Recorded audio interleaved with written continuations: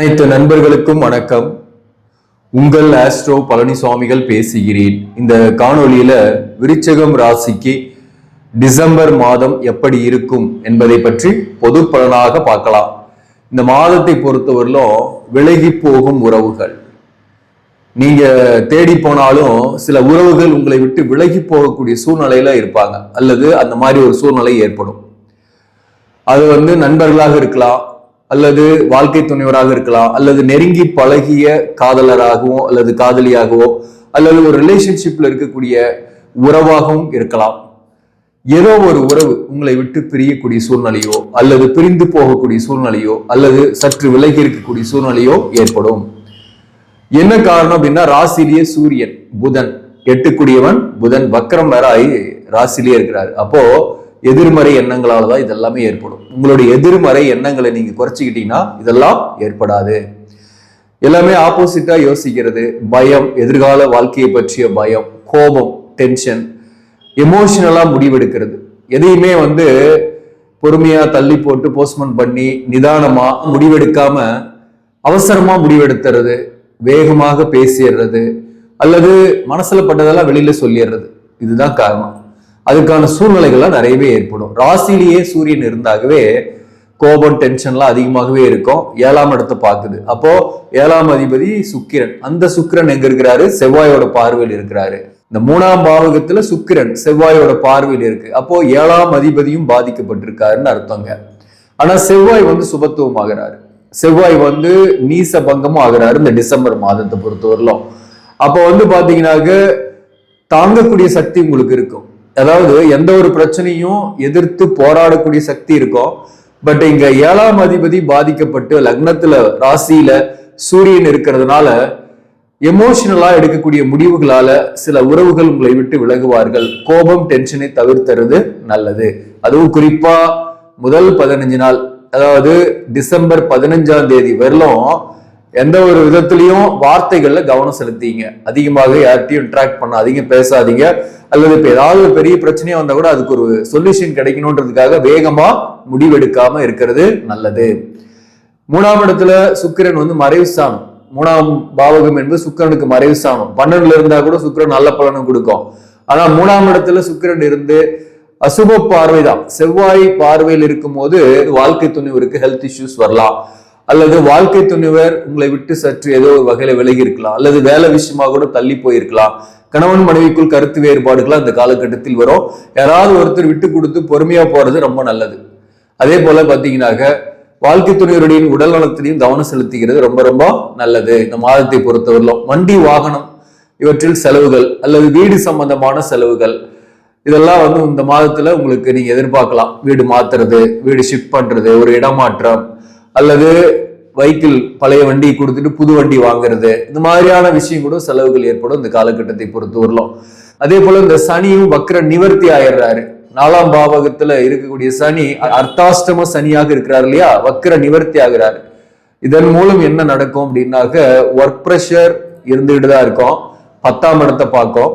அதே போல இடமாற்ற சிந்தனைகள் குறையும், அல்லது இடமாற்றம் அமைஞ்சிருக்கும். ஆல்ரெடி உங்களுக்கு வேலை தேடி இருக்கீங்க, வேற வேலை பார்த்துருக்கீங்கன்னா இடமாற்றம் அமையக்கூடிய வாய்ப்பு உண்டு. ஆல்ரெடி அமைஞ்சிருக்கும் சில பேருக்கெல்லாம்.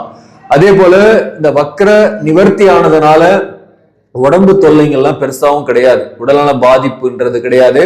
ஆனாலும் சொத்துக்கள், வீடு, தாயாருடைய உடல்நலில் கவனம் செலுத்திக்கணும். அந்த வீடு சம்பந்தமா செலவுகள்லாம் வரும். உங்க உடம்புலையும் கொஞ்சம் டென்ஷன் ஆகாம பாத்துக்கிறது நல்லது. நான் சூரியன் ராசியில் இருக்கும் போது எமோஷனலா முடிவு எடுக்கிறது, பிபி அதிகமாகிறது, அதே போல காய்ச்சல் வர்றது, கண் தொடர்பான பிரச்சனைகள் உள்ளாகிறது, டென்ஷன் ஆகிறது. அதனால உடல்நலத்துல சோர்வு, கை கால் வலி, இந்த மாதிரியான விஷயங்கள்லாம் இந்த காலகட்டத்தில் வரும். அதுல மட்டும் கொஞ்சம் கவனமா இருங்க. அப்போ எதிர்மறை எண்ணங்களை தவிர்த்து விட்டால் இந்த மாதம் சிறப்பு தான். ஏன்னா 8 ராசியிலே இருக்கும் போது இனம் புரியாத கவலையும் இனம் புரியாத பயமும் ஏற்படும். ஆப்போசிட்டா யோசிக்க வைக்கும்.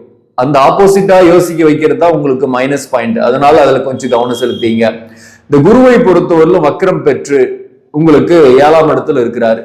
குரு பார்வையில இது குறையுமான்னா நிச்சயமா குறையும், பெருசா பாதிக்கப்பட மாட்டீங்க. ராசியாதிபதியும் வக்ரம் ஆயிடுறதுனால டிசம்பர் 7ஆம் தேதியில இருந்து உங்களுக்கு பாத்தீங்கன்னாக்க எதையும் எதிர்த்து போராடுவீங்க, எதிர்த்து ஜெயிப்பீங்க, அதுவும் உண்டு. சப்போஸ் உங்களுக்கு எதிர்ப்புகள் எதிரிகள் இருக்கிறாங்க, வழக்குகள் இருக்கீங்கன்னா அந்த விஷயத்துல உங்களுக்கு வெற்றி ஏற்படும். வேலை விஷயமா உங்களுக்கு பெரிய பாசிட்டிவ் தான். அதனால ஏன்னா சூரியனும் குருவும் பார்த்துக்கிறது ஒரு சிவராஜ யோகம். அந்த அடிப்படையிலையும் உங்களுக்கு வேலை செய்யக்கூடிய இடத்துல ஒரு கௌரவம் மரியாதை கிடைக்கும். மேலும் இந்த வேலை பார்க்கக்கூடிய இடத்துல இருந்து வந்த பிரச்சனைகள் பெருசா இருக்காது. ஒரு தெளிவு அடைஞ்சிட்டுப்பீங்க. அங்க இருக்கக்கூடிய ரிலேஷன்ஷிப்பு அல்லது மற்ற பெண்களால அல்லது எதிர்பாலினரால் நீங்க பாதிக்கப்பட்டிருப்பீங்க கடந்த காலங்கள்லாம். அது மாத பலன்களை கூட நாம சொல்லியிருக்கிறேன். ஸோ இப்போ இந்த மாதத்தை பொறுத்தல அந்த மாதிரி பிரச்சனை எல்லாம் இல்லை. ஓரளவுக்கு நம்ம என்ன செய்யலாம் என்ன செய்யக்கூடாதுன்ற அந்த தெளிவுலாம் இருக்கும். குரு பார்வையில ராசி இருக்கு, ராசி அதிபதியும் நீச பங்கம் ஆகிறதுனால கஷ்டப்பட்டாலையும் அதோட ஆதாயங்கள்லாம் கைக்கு கிடைக்கும். ஹார்ட் ஒர்க் பண்ணாலையும் பிசினஸ் பண்ணக்கூடியவர்களுக்கு போட்டியாளர்களால தொல்லை இருந்தாலும் அதையெல்லாம் சமாளிச்சு வருமானம் கூடுதலாகவே கிடைக்கும். புதிய வாய்ப்பு தேடிட்டு இருக்கிறவங்களுக்கு புதிய வாய்ப்பு ஆல்ரெடி கிடைச்சிருக்கும். இனிமேல் ட்ரை பண்றவங்களுக்கு இந்த மாதத்தை பொறுத்தவரையிலும் கிடைக்கும். உங்களுக்கு பொறுத்தவரையிலும் பாத்தீங்கன்னாக்க இந்த செவ்வாய் 9ஆம் பாவகத்தில் இருக்கு. இந்த செவ்வாய் 9ஆம் பாவகத்தில் இருந்து வக்ரம் பெறும்போது பாத்தீங்கன்னாக்க பூச நட்சத்திரம் தான் இருக்கு. இந்த பூர்வீக சொத்து சம்பந்தமான சில வில்லங்கங்கள் சில பிரச்சனைகள் சில பேருக்கு இந்த காலகட்டத்தில் வரும். அல்லது தந்தை வழி உறவுகளால சில மன வருத்தங்கள் வரலாம். தந்தையின் உடல் நலனில் கொஞ்சம் கவனம் செலுத்திக்கணும். அந்த மாதத்தை பொறுத்தவரையிலும் தந்தையோட கருத்து வேறுபாடு கூட வரலாம் சில பேருக்கெல்லாம். சில பேர் புதிய கடன் வாங்கி பழைய கடனை அடைக்கக்கூடிய சூழ்நிலை ஏற்படும். அதனால கடனுடைய அழுத்தம் இல்லாம இருப்பீங்க. கடன் வாங்கி வீடு வாகனம் வாங்கக்கூடிய வாய்ப்போ அல்லது சுப காரியத்துக்காக கடன் வாங்கக்கூடிய வாய்ப்போ சில பேருக்கு ஏற்படும். சில பேருக்கு பிசினஸ்ல இன்வெஸ்ட்மெண்ட் பண்றதுக்காக கொஞ்சம் கடன் வாங்கக்கூடிய சூழ்நிலையும் சில பேருக்கு ஏற்படும். இந்த மாதத்தை பொறுத்தவரையிலும் எல்லாமே அகலக்கால் வைக்காம பாத்துங்க, அது உங்களுக்கு நல்லது. மற்றும் இந்த மாதத்தை பொறுத்தவரை பிள்ளைகளால கொஞ்சம் மன வருத்தங்கள்லாம் வரும். 5ஆம் இடத்துல ராகு. இந்த ராகு சனி சாரத்திலையும் சனி பகவான் இங்க ஏறத்தாழ டிசம்பர் 27ஆம் தேதி வரலும் ராகு சாரத்திலையும் இருக்கிறாரு. அப்போ பாத்தீங்கன்னா பிள்ளைகள் வகையில செலவுகள் ஏற்படும். சில பேருக்குலாம் சுப செலவுகள் கூட ஏற்படும். சில பேருக்கு பாத்தீங்கன்னா கொஞ்சம் மன வருத்தங்கள் வளர்ந்த பிள்ளைகளாக இருந்தாக ஏற்படும். அல்லது சின்ன குழந்தைகளாக இருக்கிறாங்கன்னாக ஏதோ ஒரு வகையில உங்களை டென்ஷன் படுத்துவாங்க, அவ்வளவுதான். மற்றபடி பெரிய விஷயம் பெரிய அளவுக்கு பாதிப்பு இல்லை. புத்திர பாக்கியத்துக்காக முயற்சி பண்ணீங்கன்னா கொஞ்சம் தடங்கள் வரும். பட் மெடிக்கல் ட்ரீட்மெண்ட் எடுத்துக்கிறதன் மூலம் உங்களுக்கு இந்த மாதத்தில் புத்திர பாக்கியத்துக்காகவும் வாய்ப்புகள் உண்டு. அதுவும் பிரச்சனை கிடையாது.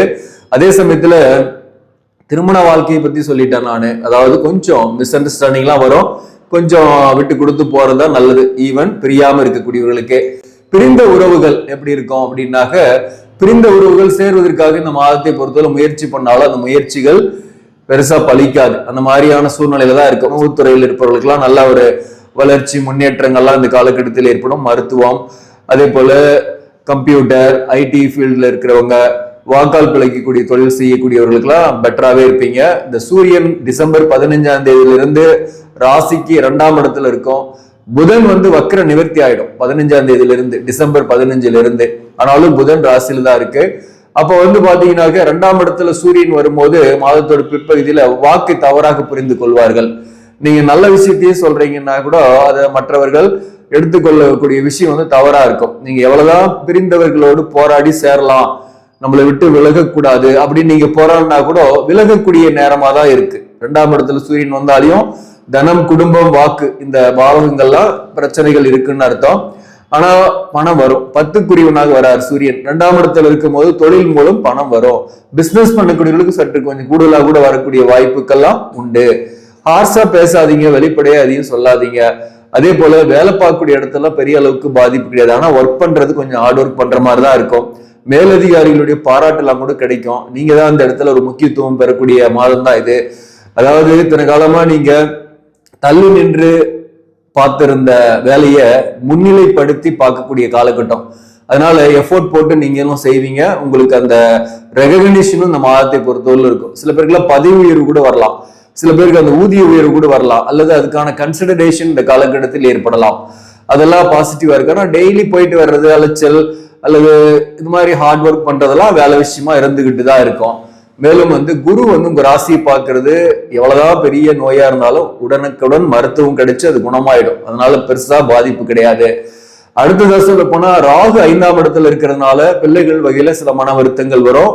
11ஆம் பாவகத்துல கேது பகவான் இருக்கிறதுனால சில நண்பர்கள், சில உறவுகள், அக்கம் பக்கம் இருக்கக்கூடியவர்கள் இவர்களால நீங்க கொஞ்சம் பாதிக்கப்படுவீங்க. அதனால அவங்க கிட்ட கொஞ்சம் அதிகமா பர்சனலா சொல்லிக்கிட்டு இல்லாம இருங்க. குடும்ப விஷயத்த மூன்றாம் தரப்பினரை என்ட்ரி பண்ண விட்டுட்டீங்கன்னாவே மூன்றாம் தரப்பால குடும்ப விஷயத்துல பாதிப்புகள் ஏற்படும். மற்றவங்களுடைய குடும்ப விஷயத்துல நீங்க என்ட்ரி ஆனாலே உங்களுக்கு பிரச்சனை இருக்கு. நீங்க போய் மற்றவங்களை அலோவ் பண்ணீங்கனாலையும் உங்க குடும்ப விஷயத்துல என்ட்ரி ஆகுறதுக்கு அண்ட அயலார்கள், நண்பர்கள், உறவுகளை என்ட்ரி ஆக்க விட்டீங்கனாலையும் அதுலயும் சில பிரச்சனை பெரிதாகக்கூடிய வாய்ப்புக்கெல்லாம் இந்த மாதத்தை பொறுத்தவரையிலும் உண்டு. அபிலாஷைகளை பொறுத்தவரையிலும் நிறைவேறுவதில் தாமதம் இருக்கும். ஆனாலும் முயற்சி செய்யுங்க. குரு பார்வையில ராசி இருக்கிறதுனால உங்களுடைய முயற்சிகள் வெற்றி அடையும். அதே சமயத்துல இந்த மாதத்தை பொறுத்தவரையிலும் பங்கு சந்தையில இன்வெஸ்ட்மெண்ட் பண்றதை தவிர்த்துருங்க. புதன் வக்ரம் பெற்று இருக்கிறதுனால பங்கு சந்தை இறக்கத்துல சந்திக்கக்கூடிய வாய்ப்பு உண்டு. இந்த மாதிரி ஊக வாணிகங்கள்லாம் நம்பி போகாதீங்க. அதே போல உறவுகள் அல்லது மற்றவர்கள் சொல்லக்கூடிய இன்வெஸ்ட்மெண்ட் திட்டங்களை நீங்க தவிர்த்துருங்க. உங்களுக்கு என்ன தோணுதோ அதை செய்யுங்க, பாருங்க, அது சக்சஸ் ஆகும். அதுல போயிட்டு நம்ம அவங்கள நம்பி நான் இதை போட்டு அது போயிடுச்சுன்னு கவலைப்படக்கூடாது. அதே போல நீங்களும் வெரிஃபை பண்ணிட்டு பண்ணுங்க. தங்கத்தில் முதலீடு செய்யலாம், நிலம் சொத்துக்கள் தொடர்பாக முதலீடு செய்யலாம், அதெல்லாம் ஆதாயம். இந்த ரியல் எஸ்டேட் துறையில் இருப்பவர்களுக்கு எல்லாம் கூட வருமானம் எல்லாம் வரும், ஒன்றும் பிரச்சனை கிடையாது.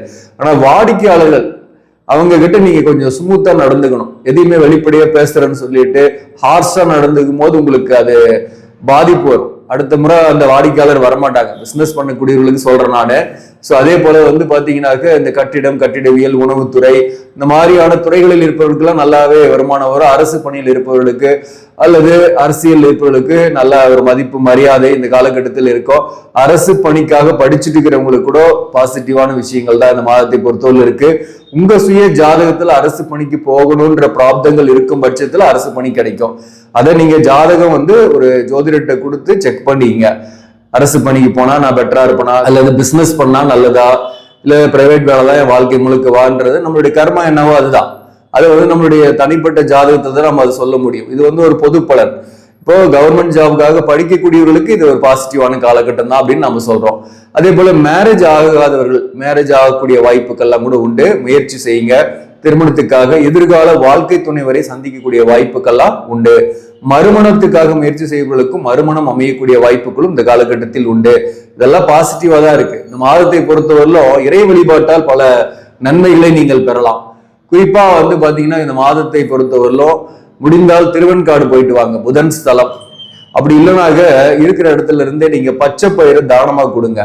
பெண்களுக்கு பச்சை பயிரை புதன்கிழமை தானமா கொடுங்க, அல்லது ஆடை தானம் பண்ணுங்க, அல்லது ஸ்டேஷனரி பொருட்கள் வாங்கி படிக்கக்கூடிய பிள்ளைகளுக்கு வாங்கி கொடுங்க. இதெல்லாம் உங்களுக்கு நன்மைகளை கொடுக்கும். படிக்கக்கூடிய பிள்ளைகளா இருந்தா உடல்நல விஷயத்துல கொஞ்சம் கவனம் செலுத்திங்க. மற்றபடி நல்லாவே படிப்பாங்க, ஒன்றும் பிரச்சனை கிடையாது. இந்த மாதத்தை பொறுத்தவரை இறை வழிபாட்டால் நீங்க நன்மையை அடைய முடியும். சில விஷயங்களை நீங்க கவனமாகவும் இருக்கணும் இந்த மாதத்தை பொறுத்தவரையிலும். ஆக நண்பர்களே, இந்த பதிவு உங்களுக்கு பிடிச்சிருந்தாக லைக் பண்ணுங்க, இதை மற்றவர்களுக்கும் ஷேர் பண்ணுங்க. இன்னும் நம்ம சேனலை சப்ஸ்கிரைப் பண்ணாம பாக்குறவங்க சப்ஸ்கிரைப் பண்ணி கண்டினியூ பண்ணுங்க.